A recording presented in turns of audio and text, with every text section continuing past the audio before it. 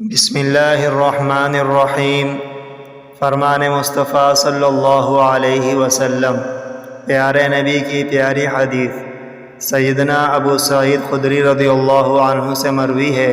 وہ کہتے ہیں، میں نے کہا، اے اللہ کے رسول، کون سے بندے روز قیامت اللہ تعالیٰ کے ہاں سب سے زیادہ فضیلت والے درجے کے ہوں گے؟ آپ صلی اللہ علیہ وسلم نے فرمایا، جو کثرت سے اللہ تعالیٰ کا ذکر کرنے والے ہیں۔ میں نے کہا، اے اللہ کے رسول، اللہ تعالیٰ کے راستے میں جہاد کرنے والا کون ہے؟